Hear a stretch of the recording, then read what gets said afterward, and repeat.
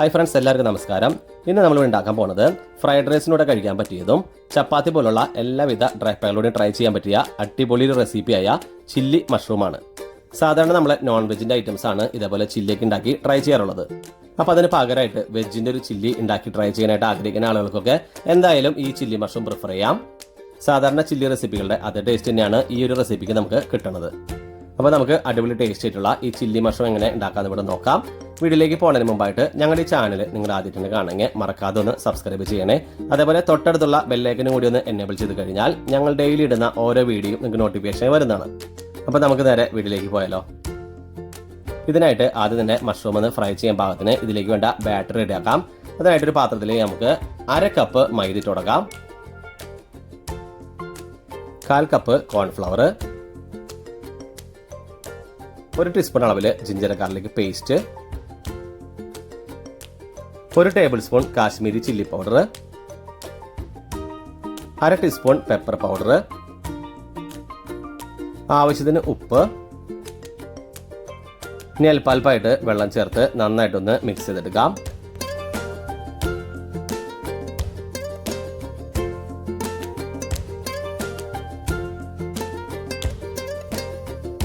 അപ്പോൾ നമ്മുടെ ബാറ്ററി നമ്മൾ റെഡിയാക്കി എടുത്തിട്ടുണ്ട്. ഇതിലേക്ക് നമ്മൾ കഴുകി വൃത്തിയാക്കി കട്ട് ചെയ്തെടുത്ത 350 ഗ്രാം കൂണ് ചേർത്ത് കൊടുക്കാം.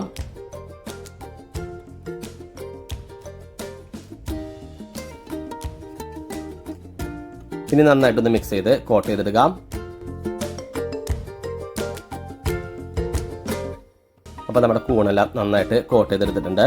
നമുക്കിനി ഇന്ന് ഫ്രൈ ചെയ്തെടുക്കാം. ഇതിനായിട്ടൊരു പാൻ നമ്മൾ ചൂടാക്കാനായിട്ട് വെച്ചിട്ട് അതിലേക്ക് നമുക്ക് ഓയിൽ ഒഴിച്ച് കൊടുക്കാം. ഓയിൽ ചൂടായി വരുന്ന സമയത്ത് കോട്ട് ചെയ്തെടുത്ത മഷ്റൂം ഇട്ട് കൊടുത്ത് നന്നായിട്ടൊന്ന് ഫ്രൈ ചെയ്തെടുക്കാം.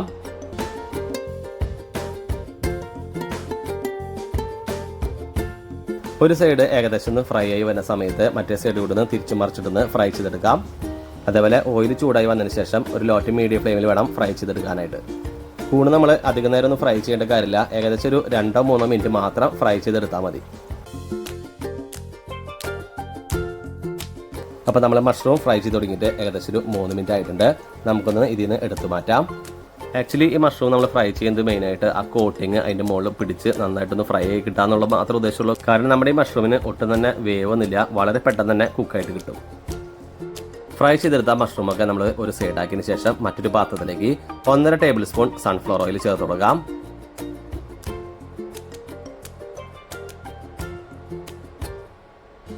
ഓയിൽ ചൂടായി വരുന്ന സമയത്ത് ഇതിലേക്ക് 1/2 ടീസ്പൂൺ അളവിൽ ചെറുതായി കട്ട് ചെയ്തെടുത്ത ഇഞ്ചി ചേർത്ത് കൊടുക്കാം. 1/2 ടീസ്പൂൺ അളവിൽ വെളുത്തുള്ളി ചെറുതായി കട്ട് ചെയ്തത്, 2 പച്ചമുളക് സ്ലൈസായി നുറുക്കിയത്, ഇതെല്ലാം ചേർത്ത് ജസ്റ്റ് ഒന്ന് മിക്സ് ചെയ്യാം. ഈ സമയത്ത് സ്റ്റൗവിൻ്റെ ഫ്ലെയിം ഒരു ലോ ടു മീഡിയം ഫ്ലെയിമിൽ വെക്കുക. ഏകദേശം ഒരു 30 സെക്കൻഡ് ഇതേപോലെ ഇളക്കി കൊടുത്തതിന് ശേഷം ഇതിലേക്ക് മീഡിയം സൈസ് ഒരു സബോളയുടെ ഉൾഭാഗം കളഞ്ഞതിന് ശേഷം പുറം ഭാഗം ഇതേപോലെ സ്ക്വയറായി കട്ട് ചെയ്തത് ചേർത്ത് കൊടുക്കാം. സ്ക്വയറായി കട്ട് ചെയ്തെടുത്ത മീഡിയം സൈസ് ഒരു ക്യാപ്സിക്കം കൂടി ചേർത്ത് നന്നായിട്ടൊന്ന് മിക്സ് ചെയ്യാം. ഈ സമയത്ത് സ്റ്റൗവിൻ്റെ ഫ്ലെയിം ലോ ഫ്ലെയിമിൽ നിന്ന് മീഡിയം ഫ്ലെയിം ആക്കി കൊടുക്കാം. അധികമൊന്നും വഴറ്റിയെടുക്കേണ്ട കാര്യമില്ല. നമുക്ക് ഈ പച്ചമണൊക്കെ മാറി ജസ്റ്റ് ഒന്ന് വഴണ്ടി കിട്ടിയാൽ മതി. നമ്മൾ വഴറ്റി തുടങ്ങിയിട്ട് ഏകദേശം ഒരു 2 മിനിറ്റ് ആയിട്ടുണ്ട്. നമുക്കിനി ഇതിലേക്ക് കുറച്ച് സോസുകളൊക്കെ ആഡ് ചെയ്ത് കൊടുക്കാം. 1 teaspoon chilli sauce, 2 table spoon tomato ketchup,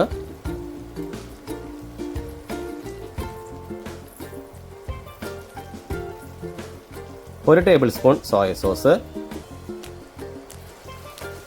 1 teaspoon vinegar,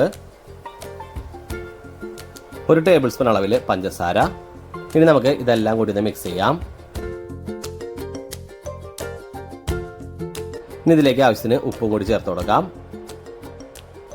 1/2 teaspoon pepper powder. ഇതിൻ്റെ ഗ്രേവി ഒന്ന് അല്പം തിക്കാക്കി എടുക്കാനായിട്ട് 1 ടേബിൾ സ്പൂൺ കോൺഫ്ലവർ കുറച്ച് വെള്ളത്തിൽ മിക്സ് ചെയ്ത് ചേർത്ത് കൊടുക്കാം. ഇനി നന്നായിട്ടൊന്ന് മിക്സ് ചെയ്യാം.